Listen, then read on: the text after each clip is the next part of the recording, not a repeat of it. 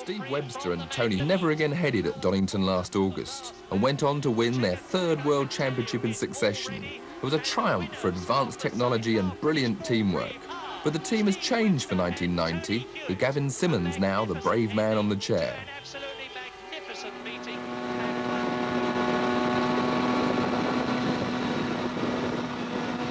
Well, brave they may be, but I must be mad. I've taken the place of Gavin Simmons on the chair, and Steve Webster is hurling me around the very picturesque but torturous Cadwell Park circuit. Not like the nice open Silverstone. This is hard, hard work for both driver and his passenger. Let's see how we get on. The modern outfit is more like a car than a bike, with the passenger acting as movable ballast, shifting his weight around to get the best grip on the corners, the best acceleration out of the bends, and to offer the least wind resistance down the straights. With a top-class passenger on board, the driver can assume the weight will be just where he wants it at just the right time, and so drive the machine right on the limit.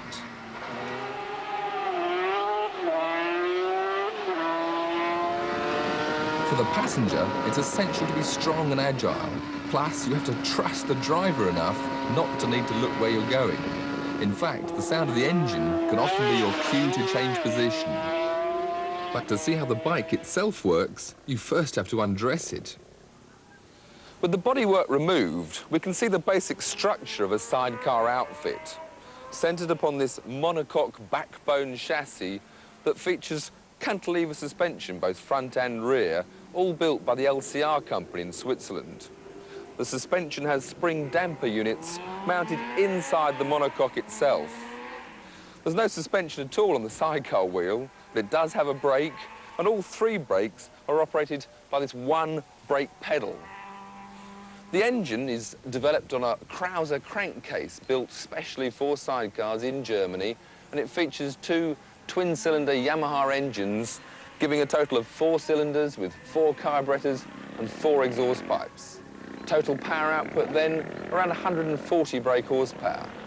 And that power is delivered to this one 10-inch wide racing slick wheel through a conventional chain drive.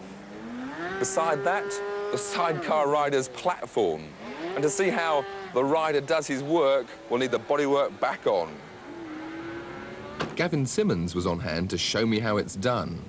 On the straight, tucked down behind the fairing for least resistance. On the right-handers, all the weight over the driving wheel for better grip. Moving across to the left, your shoes brush the tarmac. In fact, I had to build up the platform to save my toes. These days, your left hand never moves from its vertical post, and it should be your posterior rather than your head and shoulders that hangs out over the side. Well, I've been busy rehearsing those positions, and all I need now is a driver. Who better than the current world champion Steve Webster?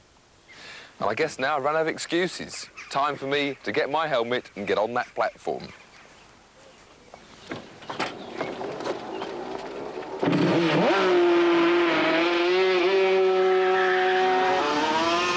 Now it's time for the action. I've got my left hand gripping hard. That's going to stay there all the time, that's for sure.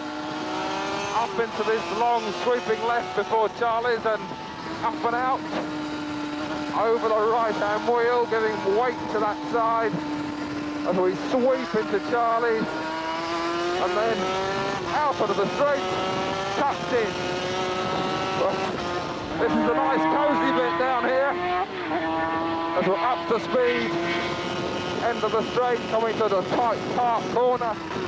Now over the rear wheel, helping the braking, and then helping the right-hander. Accelerating now into the gooseneck. Probably find that this is where Gavin Simmons will probably be looking down like this, getting his helmet over the wheel, but I'd rather be looking up here, to be honest, seeing where we're going. Through the gooseneck. Transfer for the left, braking for Mansfield, and out, looking at the tarmac, getting back over, there's a bit of a climb, and then braking for the hairpin. Well, I think that was only half speed, but I think now I'm in for some trouble.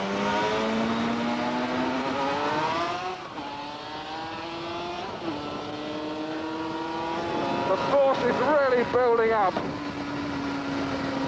My left leg muscles aching as we slide out onto the straight, and I'm getting down for a breather.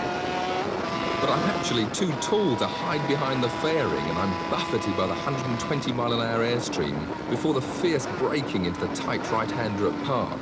This long, flat section should be easier, but I can't lock my left leg straight, and that means holding on tighter with that lower right hand. Kneeling ahead of me, Steve seems unconcerned about carrying a novice passenger, but I know he could go quicker through the gooseneck if I could switch to the left quicker.